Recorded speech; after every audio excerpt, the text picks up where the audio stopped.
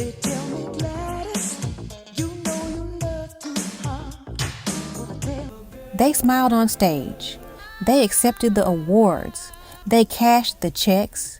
But the voices you loved, the songs that defined your childhood, someone else created them.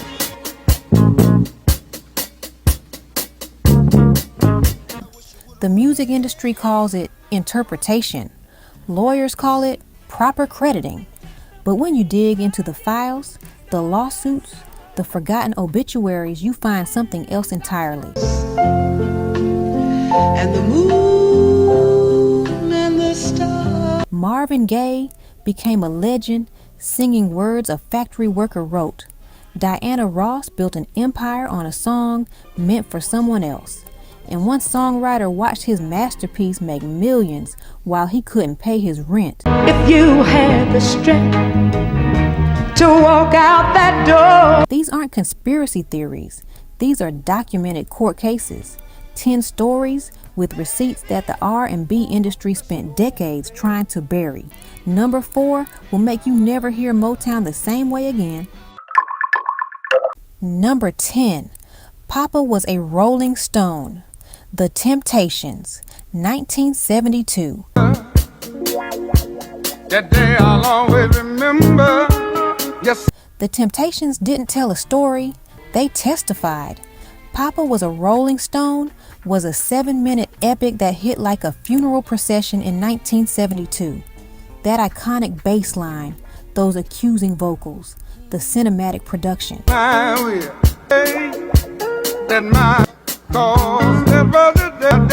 It spent 4 weeks at number 1 on the R&B chart, hit number 1 on the Hot 100, won 3 Grammys.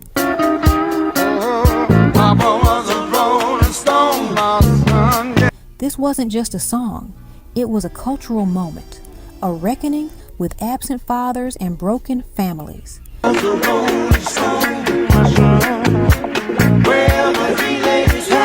But Norman Whitfield and Barrett Strong wrote it. Again, they crafted every word, every melody, every haunting arrangement. The Temptations just performed it.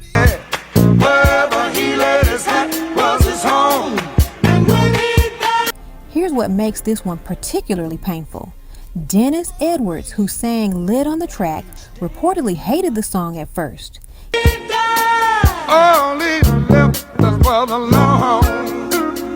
He thought it was too dark, too long, too depressing. Or he didn't want to record it.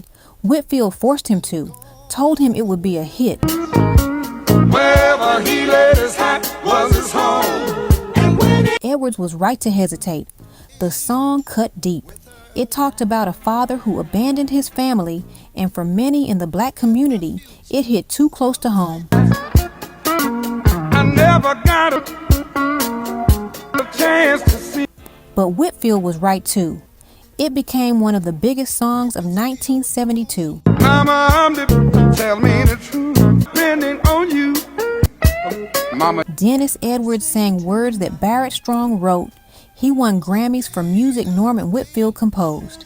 And when Edwards died in 2018, his obituary mentioned Papa Was a Rolling Stone as his signature song. I just hung her head and said, son, Papa was a Rolling Stone. But he didn't write it. He didn't even want to sing it.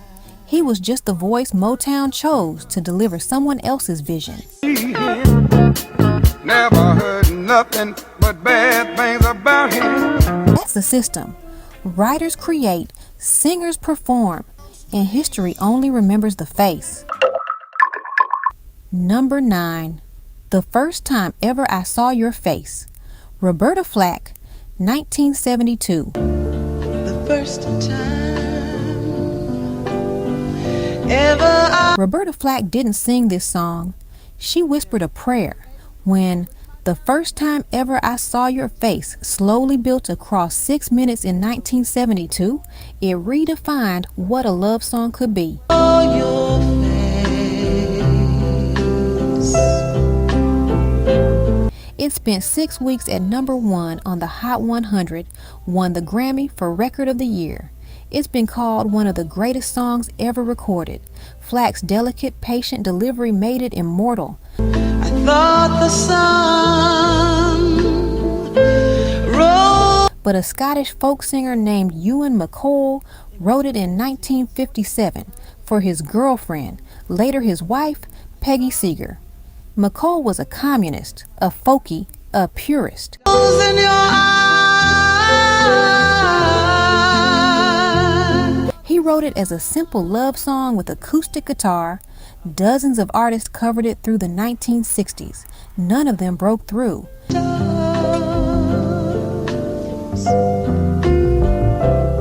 Then Roberta Flack recorded it for the film Play Misty for Me in 1971. And suddenly it was everywhere. Were the gifts you gave. MacColl reportedly hated Flack's version. He thought it was too slow, too orchestrated, too commercial. He felt she'd ruined his simple folk song by turning it into soul. Felt the earth moving. But Flack's version made MacColl a wealthy man. The royalties set him up for life. He got the money, but he never got the version he wanted the world to hear. My hand.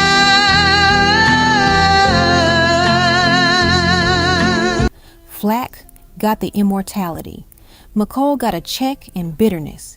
He died in 1989. His obituary mentioned Roberta Flack prominently, the woman who made his song famous. Like the trembling heart. The writer became a footnote in his own song's history.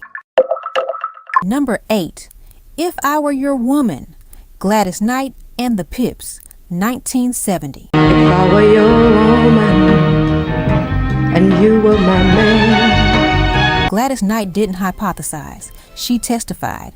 If I Were Your Woman in 1970 was pure vocal mastery. Knight's voice shifting between vulnerability and strength, begging and demanding. And I'd call you back for more if I were your woman. It hit number 1 on the R&B chart and number 9 on the Hot 100. This was Gladys at her absolute peak. Raw, emotional, undeniable. If I were your woman, you were my woman, and you were my man. But she didn't write it. Clay, McMurray, Pam Sawyer, and Gloria Jones wrote it. 3 Motown staff writers grinding out hits for whatever artist the label assigned.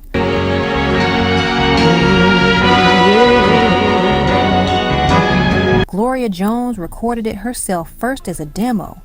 Her version was good, even great, but Motown decided Gladys Knight had the bigger voice, the bigger name, the better shot at success, so they gave it to Gladys. You don't ask if I were your woman, you were my woman. Gloria Jones watched Gladys Knight sing her words, her melody, her pain, and get all the credit.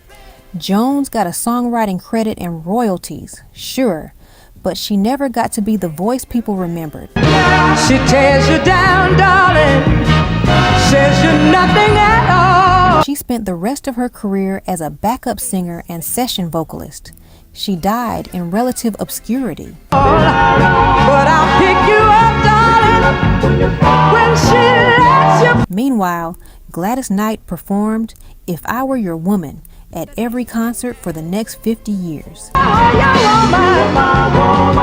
were your woman, Jones created it. Knight owned it. History picked its favorite. And the woman who wrote about longing for someone else's man never got to be that someone else. Number 7. Neither one of us wants to be the first to say goodbye. Gladys Knight and the Pips, 1973. it's sad to think we're not. Gladys Knight didn't sing about heartbreak. She documented it. This 1973 ballad was devastating. 2 people who know it's over but can't find the courage to walk away. Well, we just can't fake it. It hit number 1 on the R&B chart and number 2 on the Hot 100. Won the Grammy for Best R&B Vocal Performance. Knight's emotional delivery made you believe she lived every word.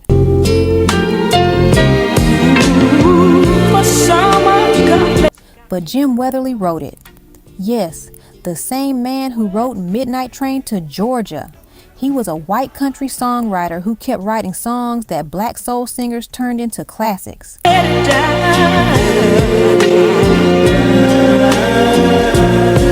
Weatherly recorded his own version first. It barely registered. Then Gladys Knight heard it, brought it to the studio, and transformed it into a soul standard. Yes, neither one of us wants to be the... Here's the pattern. Jim Weatherly would write these deeply emotional songs. Country audiences ignored them. Black soul artists made them immortal. first to say goodbye. Weatherly got rich off royalties, but he never got to perform them the way Gladys did. He never got the standing ovations, the Grammy stage, the tears in the audience. Bring that same thing to... He created the sorrow. Gladys embodied it. When Weatherly died in 2021, his family mentioned how proud he was that his songs had found life with soul singers. I keep wondering. Translation: he was grateful black artists made his songs relevant. That's a complicated legacy. Writing hits you can't perform, profiting from a culture that's not yours. Number 6, You're All I Need to Get By. Marvin Gaye and Tammy Terrell, 1968. Marvin Gaye and Tammy Terrell didn't just harmonize, they created alchemy. You're All I Need to Get By in 1968 was the sound of two voices so perfectly matched it felt like they were reading each other's minds. And it was plain to see you were my destiny. It hit number 1 on the R&B chart and number 7 on the Hot 100. This duet defined the Motown sound. It became the standard every other duet tried to match. For you, dedicate my life to you. But Nicholas Ashford and Valerie Simpson wrote it. The same duo who wrote Ain't No Mountain High Enough. It's open wide, I threw away my pride, I sacrifice. And here's the beautiful irony. Ashford and Simpson were a real couple. They wrote love songs as a married pair, then watched other people perform them. We got love, so not messing up, you're all. They wrote You're All I Need to Get By about their own relationship, their own love, their own dependence on each other.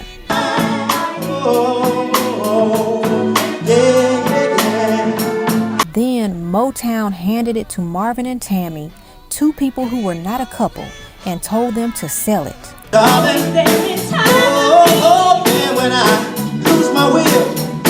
Marvin and Tammy made it magical, but behind the scenes, Tammy was already sick. The brain tumor that would kill her in 1970 was already growing.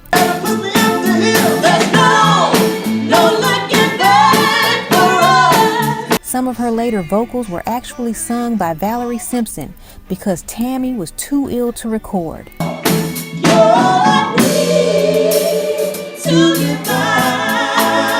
Think about that. Valerie Simpson wrote the song about her own love, then had to sing it as Tammy Terrell because Tammy was dying.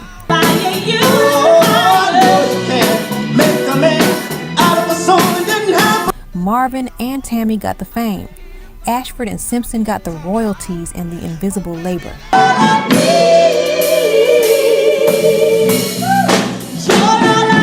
When Tammy died at 24, the song became a memorial.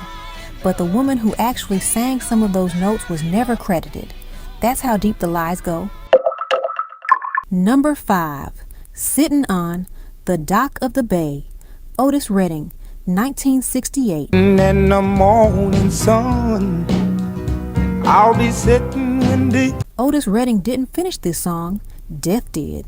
Sittin' On the Dock of the Bay was released in January 1968, weeks after Redding died in a plane crash at age 26. My home, now I'm just gonna sit at the dock of a bay. It became his first #1 hit on the Hot 100, first #1 on the R&B chart, his biggest song, his signature, his swan song, the whistle at the end, the unfinished lyrics, the melancholy.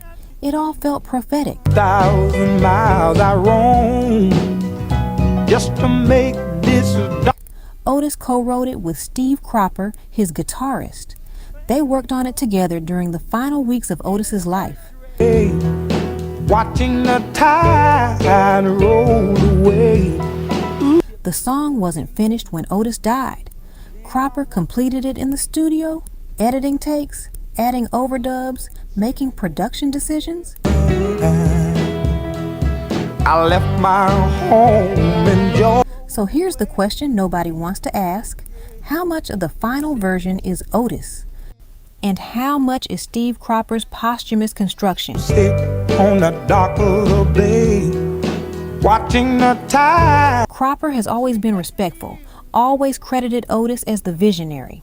But he also made significant creative decisions after Otis was gone. The version we hear, the iconic one, is partly a ghost, partly Otis, partly Cropper filling in the blanks. I can't do what 10 people tell me to do, so Otis Redding got the immortality.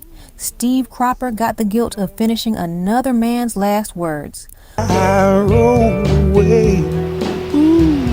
I'm sitting on a dock. When Cropper plays Dock of the Bay, does he hear Otis?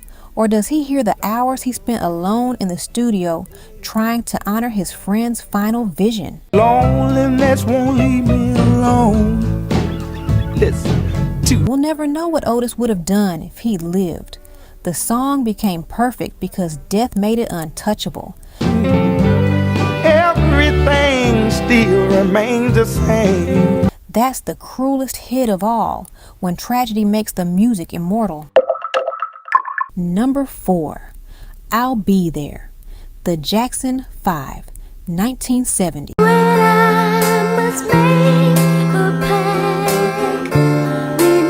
The Jackson 5 didn't promise to be there. They swore it. When 11-year-old Michael Jackson sang I'll Be There in 1970, he sounded like he'd lived lifetimes of loyalty and heartbreak. Salvation back where there. It spent 5 weeks at #1 on the Hot 100, 4 weeks at #1 on the R&B chart. It became Motown's biggest selling single up to that point. I reach out my. The Jackson 5 signature ballad. Michael Jackson built the foundation of his legendary career on this song, but he didn't write a word. Dreams around you, I'm so glad that I found you. I'll be there. Hal Davis, Willie Hutch, Bob West, and Berry Gordy wrote it. 4 men, 1 child performer. Michael sang what they told him to sing, the way they told him to sing it. I'll be there to comfort you, build my world. Willie Hutch was a talented singer-songwriter himself. He wrote this beautiful, mature love song, then watched a child sing it better than he ever could. Now with the love that's strong, I'll be your strength. Hutch had a modest solo career. He wrote songs for years, but I'll Be There was his masterpiece, and it belonged to a kid who wasn't even old enough to understand the lyrics. Yes, I will. Yes, I will. Let me fill your heart with joy. When Michael Jackson died in 2009, I'll Be There was played at his memorial. The world mourned the man who sang it. Keep holding on. Willie Hutch had died in 2005. Barely anyone noticed. The child became the legend. Laughter, togetherness, girl, is all I'm after.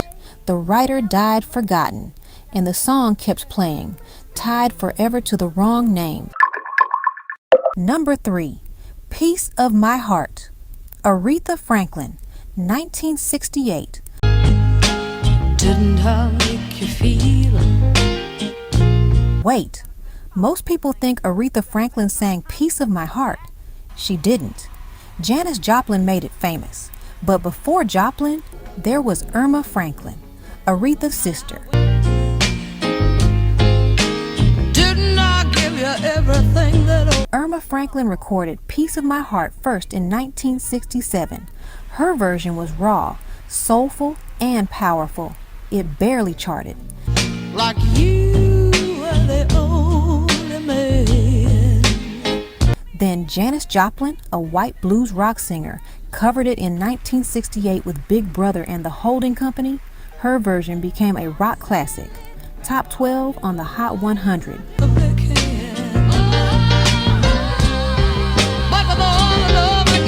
Burt Burns and Jerry Ragavoy wrote it specifically for Irma Franklin.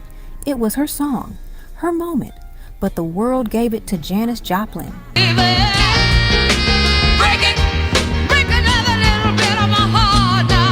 Irma watched her little sister Aretha become the queen of soul. Then she watched a white rock singer make her song famous.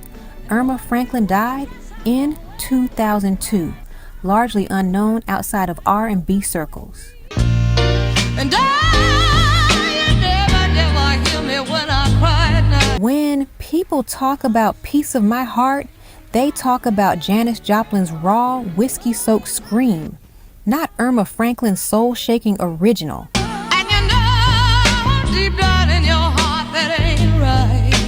The original artist wasn't just forgotten, she was erased, replaced by someone who looked different, sounded different, and sold more records. You're out on the street looking good. That's not just industry politics. That's theft dressed up as tribute. Number 2, Lean on Me, Bill Withers, 1972. We all have some. Bill Withers didn't write a song, he wrote a sermon.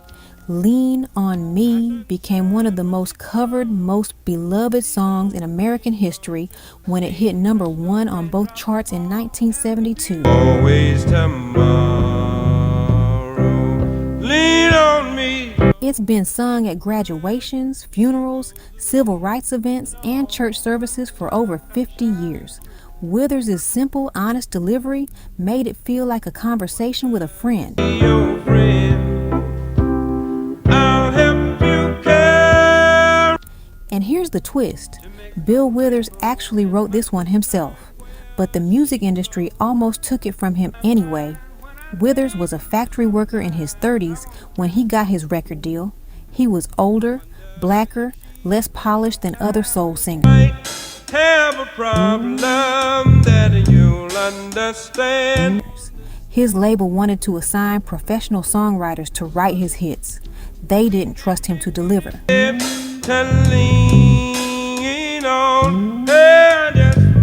Withers fought back. He insisted on recording his own songs. Thus, Lean on Me was one of them. When it became a massive hit, the label suddenly wanted credit. You need a hand. We all need somebody. Producers tried to claim they'd helped with the arrangement. Publishing companies fought over rights. We know that there. Withers spent years in legal battles just to keep ownership of his own song. Eventually, he got so disgusted with the industry that he quit music entirely, walked away in 1985, and never recorded another album. Those of your needs that you won't let. Lean on Me kept making millions, but Bill Withers disappeared rather than keep fighting for what was already his. He died in 2020. The industry he'd escaped praised him as a legend. You need to borrow. He wrote his own hits. They still tried to take them, and in the end, the only way to win was to leave. If this song just hit you in that quiet place, don't let this moment be a one-time thing. Subscribe to Demo. We're building a home for real R&B and soul, the kind that heals, the kind that tells the truth, hit subscribe, and come back whenever you need a song that understands you. Number 1, You've Really Got a Hold on Me, The Miracles, 1962. Hold on me, come on. Baby. Smokey Robinson didn't just write love songs, he wrote blueprints. You've Really Got a Hold on Me in 1962 was pure vulnerability. Everybody say, I don't like you. Come on. Smokey's tender falsetto, confessing an addiction to someone who was bad for him. I'm thinking of you so. Come on. It hit number 1 on the R&B chart and number 8 on the Hot 100. This was Smokey Robinson at his creative peak. The song became a standard, covered by the Beatles, the Grateful Dead, and dozens more. Yeah, you really got a hold. And Smokey actually wrote this one. It was his song, his words, his pain. But here's the final betrayal. I don't want you to know, but I need. Berry Gordy owned Jobet Music, Motown's publishing company. Every song Motown artists wrote was automatically assigned to Jobet, which meant Smokey Robinson didn't own his own songs. Berry Gordy did. And I need you so. You do me wrong. Smokey wrote, You've Really Got a Hold on Me, My Girl, Tracks of My Tears, and hundreds of other classics. Berry Gordy owned them all. Don't wanna kiss you, but When Motown was sold to MCA in 1988 for $61 million, the songwriting catalog was the most valuable asset. oh now, baby, my love is strong. You really. Smokey Robinson, the man who wrote most of those songs, didn't own any of them. He got songwriting royalties, but not ownership. Oh, man. You got a real tight. Berry Gordy became one of the richest men in music. Smokey Robinson? He did fine, but he never got the wealth his own creations generated. That's the ultimate theft. Not another artist covering your song. Not producers claiming credit. I love you. Things that I'm always. It's your own label, the one you built, the one you trusted, owning your entire creative legacy. Hold on, man. Don't let me go. You gotta. Smokey Robinson wrote, You've Really Got a Hold on Me about a toxic lover. Turns out, the toxic relationship was with Motown itself.